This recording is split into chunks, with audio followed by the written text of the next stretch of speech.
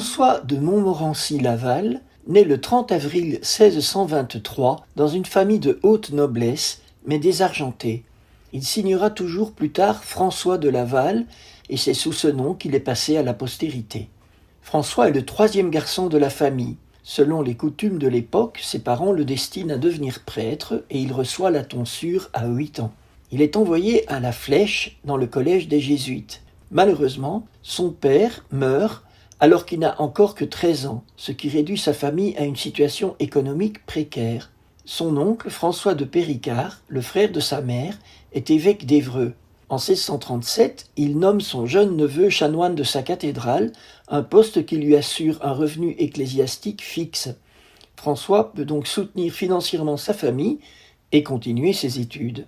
Au collège des Jésuites, il rejoint la congrégation de la Sainte Vierge, animée par un saint-père jésuite, le père Bagot, et sa vocation sacerdotale se confirme. Il est donc envoyé à Paris pour étudier la théologie. Il a 18 ans. Le malheur s'abat de nouveau sur la famille de Montmorency. Ses deux frères aînés sont tous deux tués à la guerre, l'un en 1644, l'autre en 1645. La maman de François se retrouve démunie et elle le supplie d'abandonner son projet de sacerdoce et de se marier pour se consacrer à sa famille et en assumer le rôle de chef qui lui revient désormais de droit. François refuse, mais il se consacre un temps à la gestion des affaires familiales où il dévoile ses grandes qualités d'administrateur. Soutenu par son oncle évêque, il persiste dans son désir de devenir prêtre et est ordonné le 1er mai 1647. Son oncle le nomme archiprêtre d'Évreux, c'est-à-dire qu'il s'occupe de l'administration de cet important diocèse de 155 paroisses. Et il le fait avec brio. Il continue d'aller régulièrement à Paris pour son doctorat et est en contact avec la Société des bons amis, animée par le fameux père Bagot. La visite, en 1653, d'un missionnaire jésuite enflamme les jeunes de ce groupe qui s'offrent pour partir en mission au loin. François de Laval est de ceux-ci. Il est même pressenti pour être vicaire apostolique en Indochine, mais le projet ne se réalise pas. François voit dans ces empêchements l'action de la divine providence.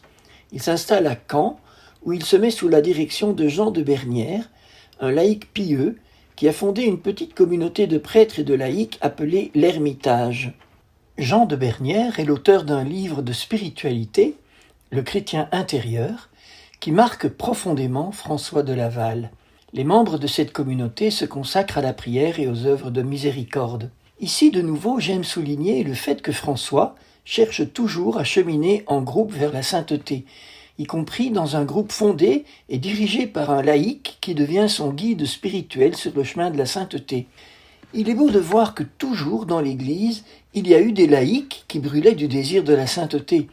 En entrant dans cette communauté qui s'engage dans l'évangélisation et le travail social, François est aussi guidé par la Providence qui a son plan. En effet, le fondateur de la communauté, Jean de Bernières, a contribué 15 ans plus tôt au départ des premières Ursulines pour le Canada, parmi lesquelles la future Sainte Marie de l'Incarnation. Il y a des liens avec le Canada.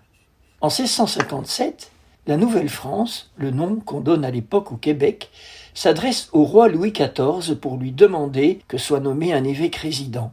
Or, la Nouvelle-France dépend pour le moment de l'évêque de Rouen, qui ne voit pas d'un bon œil cette émancipation d'une partie de son diocèse. Mais le roi accepte l'idée d'un vicaire apostolique, ce qui déchaîne une salve d'opposition orchestrée par l'archevêque de Rouen, devenu entre-temps archevêque de Paris.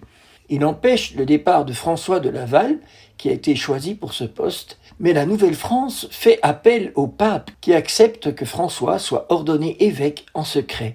L'ordination épiscopale a lieu à Paris le 8 décembre 1658 dans l'abbaye bénédictine de Saint-Germain-des-Présidents, qui échappe canoniquement à la juridiction épiscopale de l'archevêque de Paris. Ce dernier est furieux lorsqu'il apprend la nouvelle, et rien ne le fait décolérer, pas même les menaces de sanctions papales. Le roi Louis XIV s'en mêle. Il rencontre François de Laval et est vivement impressionné par la qualité du nouvel évêque. Il devient un de ses soutiens les plus fidèles et efficaces, ce qui permet à François de finalement s'embarquer pour Québec, où il arrive le 16 juin 1659. Il découvre son diocèse qui est immense territorialement. Il s'étend de la baie d'Hudson au bayou de la Louisiane Mais il ne compte que 2000 colons, essentiellement installés à Québec et dans les environs. Le clergé comprend 25 prêtres, 17 jésuites, 6 prêtres séculiers et 4 sulpiciens. Il y a 2 couvents de religieuses, les Ursulines et les Augustines hospitalières. La supérieure des Ursulines est Marie de l'Incarnation, qui est une grande mystique et qui est canonisée elle aussi. Les relations entre François de Laval et Mère Marie de l'Incarnation ne sont pas simples au début. On peut être saint et avoir des difficultés à s'entendre. Cependant, Mère Marie de l'Incarnation reconnaît la grande valeur de Monseigneur de Laval. « Je ne dis pas que c'est un saint, ce serait trop dire, explique-t-elle, mais je dirais avec vérité qu'il vit saintement et en apôtre. » Très vite, on découvre les qualités du nouvel évêque. Il est simple, proche des gens, ce qui le fait aimer très vite par la population locale, y compris chez les Indiens. Son réseau d'amis en France lui envoie de quoi subsister et cela lui permet d'exercer largement la charité. Très vite aussi, des tensions naissent avec le gouverneur de la Nouvelle-France, qui n'est pas habitué à avoir un évêque résident sur son territoire, et qui est aussi gallican, c'est-à-dire qu'il prétend que l'autorité du roi de France surpasse celle de l'Église et du pape, et donc de son évêque. Monseigneur de Laval commence immédiatement à visiter son immense diocèse. En hiver, il utilise des raquettes, il va à pied, et en été, un petit canot. Il est accompagné d'un seul ecclésiastique. Il confirme des centaines de chrétiens français ou indigènes d'origine. Il se rend vite compte des ravages que fait l'eau-de-vie chez les Amérindiens.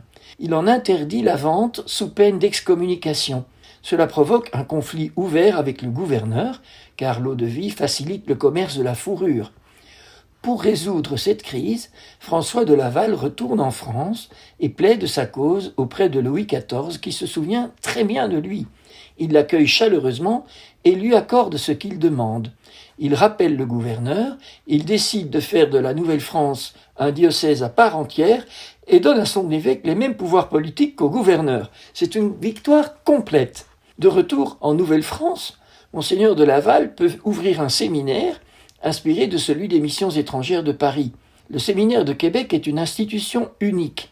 En effet, l'évêque l'a doté de revenus suffisants pour rémunérer les prêtres en exercice qui ne dépendent plus de l'aide de leur paroisse. La situation reste tendue avec le gouverneur. En 1671, Monseigneur de Laval retourne une nouvelle fois en France où il reçoit encore le soutien de Louis XIV. Mais cela n'arrange pas sa situation car l'entourage du roi soutient par derrière le gouverneur contre l'évêque. En 1680, il entame la 3e visite pastorale de son diocèse. À la fin de sa tournée, il tombe gravement malade et manque de mourir. Il décide de donner sa démission au roi, ce qu'il fait en 1684. Le roi lui propose de choisir lui-même son successeur. François de Laval porte son choix sur l'abbé de Saint-Vallier, un prêtre réputé très pieux, bon théologien et zélé. Mais arrivé au Québec, l'abbé de Saint-Vallier se révèle doué d'un affreux caractère. On lui demande de démissionner. Il refuse.